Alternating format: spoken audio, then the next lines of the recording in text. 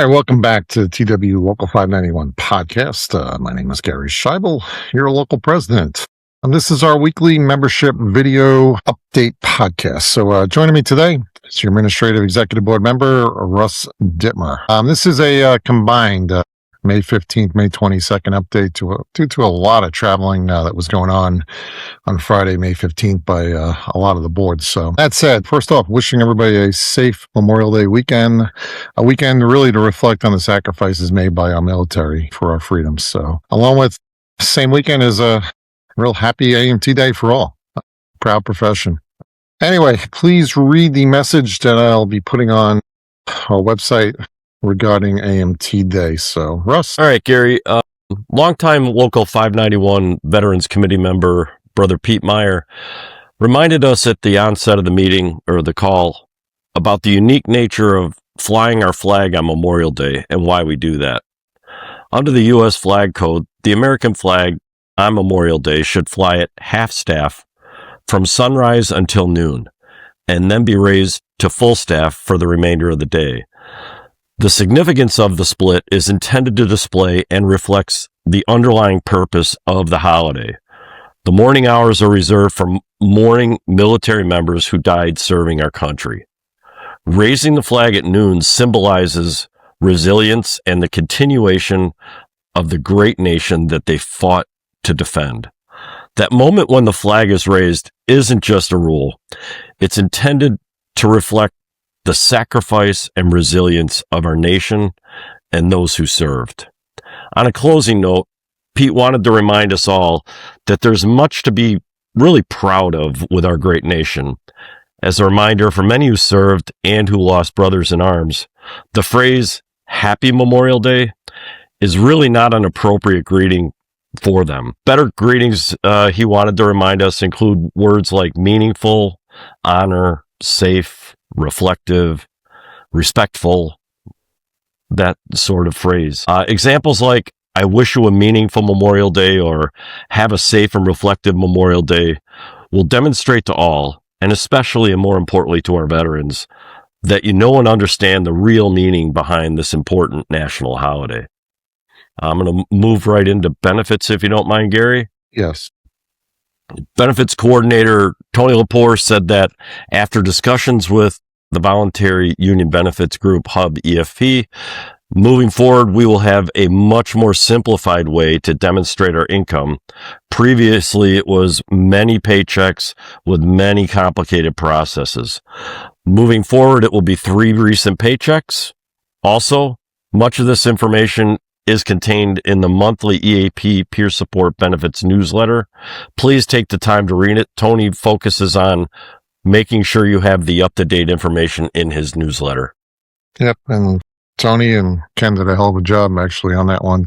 Moving a major insurance company off the mark like they did was pretty impressive. Absolutely. So it means easier and actually richer benefits for all of us. So I'll take care of the ASAP compliance with Joe and Harry.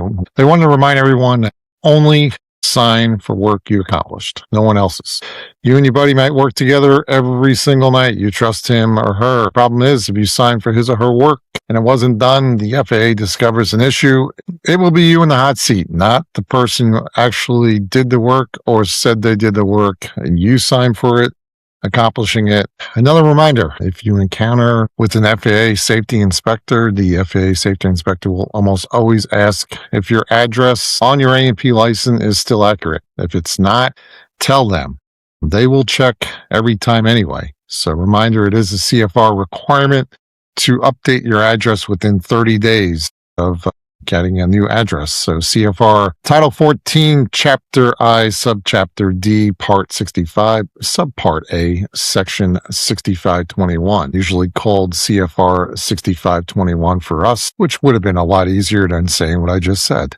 But that said, don't get in a bind for something so simple. Just update your address online. It's fast and it's free. You do not need to purchase a replacement card. Just update it. It's at FAA.gov. Go to the mechanic selection and records section. Then you select change your certificate information. The link is provided in the notes too. So I'll handle some safety update from Mike Cockrum on the tech ops injuries as of May 17th. 663 injuries in the TWU. 407 of them are in the AMT classification, 146 in the MLS, 67 in facilities, 37 in GSE, and 6 in utility. AA is developing a slip, trip, fall focus group to review and make suggestions on reducing injuries. Mike and others are reviewed a Semco prototype stand for accessing the 787 E&E compartments. The stand did not fit and will have to be redesigned. Expect a follow-up next month at the earliest. Anyone working a SOF, smoke odor fumes event, should be documenting that work and the potential exposure in a safety concern report. This will establish a documented trail for the future. There have been no reports filed on this safety concern to date. Russ? All right. On the grievance update, Vice President Brian Coyne reported that he's working with the TWU International appointee Jason Best to ensure that all TWU-related grievances handled by the association are provided to the TWU for closure and properly notifying the members. Because of this effort, the June GRB, the Grievance Review Board, will likely be canceled in order to get caught up with the many grievances from the past few years that need resolving and proper closure. The local had several cases that were heard in mediation last week, including one termination with the employee on the path to returning to work. Bravo to Regional Vice President Christian Rosato on his first mediation and a strong win for that member. The other Local 591 topic that was discussed was the contractual grievances surrounding the QC inspector work being scheduled into stations without inspector staffed and the company not calling inspector field trips.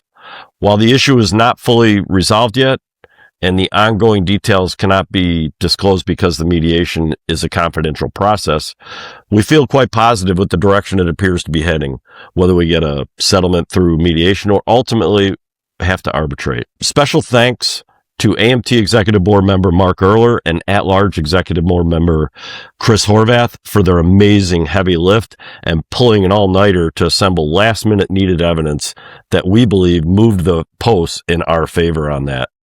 Yeah, I can say on that one real quickly, Russ, that I gave him a boatload of work at the last minute there, and those guys pulled it together to get us the documentation that ultimately, one way or another, is going to tip this in our favor. So thanks, Chris. Thanks, Mark. Absolutely. And Recording Secretary Johnny Benyard wanted to relay that congratulations to Philadelphia member Mohammed Al-Saidi for stepping up and winning the Philadelphia Shop Steward election. Gary? All right. And speaking of Chris Horvath, so I'll give his field trip update. So for the week of May 22nd, we had 26 line field trips, 11 base field trips. Chris did indicate that with these numbers, it appears the company is again attempting to ramp up using base AMTs to accomplish line field trips. Hopefully the upcoming 19 Alpha Alpha decision from our arbitrator on the multitude of 19 Alpha Alpha related field trip grievances will actually resolve this issue. So I'll speak to membership meetings. We also had some events. So we had two really fun outings in the last weekend with the New York Subway Series, which was hosted by the Northeast Region and Regional Vice President Christian Rosato. We also had the Chicago Crosstown Classic that was hosted by the Central Region and RVP Ryan Donk. Both of these were excellent events at the ballpark with much time spent, reconnecting, rebuilding solidarity. That's what this is about. So thanks to both of them for the hard work that often goes unnoticed in these type of events. I know Christian would want me to mention Phil Chu, who did a lot of the heavy lifting there for him. I also want to thank John Samuelson, our international president, Jerome Lafgola, the international secretary treasurer, and several of the international staff who attended the Mets-Yankees game. That said, let's move on to the meetings. So this week's national meetings were in the Central Region on May 18th. After that, the next national membership meeting is in the Southeast Region in Miami on Thursday, May 21st. A reminder, as always, If Wi-Fi is possible, the national membership meetings are available via Zoom. Please get on. So, Russ, you want to take care of John Mickey's update? Sure. MLS e-board member John Benke reported that he appreciated the MLS in the Southeast region for bringing up many issues and the spirited discussions that they had in the Southeast national membership meetings. From that, he has a lot of homework from those meetings. He also asked that the reps on the call remind the membership, human resources, HR, is not your friend. Many times when HR is called, others are caught up in the issue and often face discipline, including oftentimes the person who called HR in the first place. Best phrase on that one, HR is not your friend. No, they're not. So, another reminder, we need to remind our membership as a whole. When management comes up and wants to start asking questions, that's when you need to tell them you need union representation. Okay, the reality is it's very rare when management comes up and says, good job. We all know that. Usually it's about what you didn't do right. And with this new American Airlines, that usually means finding someone to blame. And the blame is on you for failures that they did. It does not matter if it's an injury report, a delay, attendance issue. Whenever management wants to talk to you, you need to tell that member of management that you need a union shop steward. If they try to dismiss the shop steward's request and say something like, nah, it's not a big deal, or this isn't an investigation, make sure that the alarm bells in your head are ringing. You definitely need a union shop steward. It's our job as your union to represent you when interacting with the company, especially if that interaction or event might eventuate in discipline. Now, remember that supervisor or manager who you may think is your buddy is really acting on their own, doing an investigation. There's little doubt that senior management is likely pulling the strings, or labor relation and corporate legal are likely writing the questions, or HR for that matter. So finally, a reminder, we at Local 591 do have a Facebook page and a YouTube page. Please subscribe to them and get updates and notifications when any new information is posted. So that is our podcast for this week. Russ, you have anything else? Nope. Stay safe out there.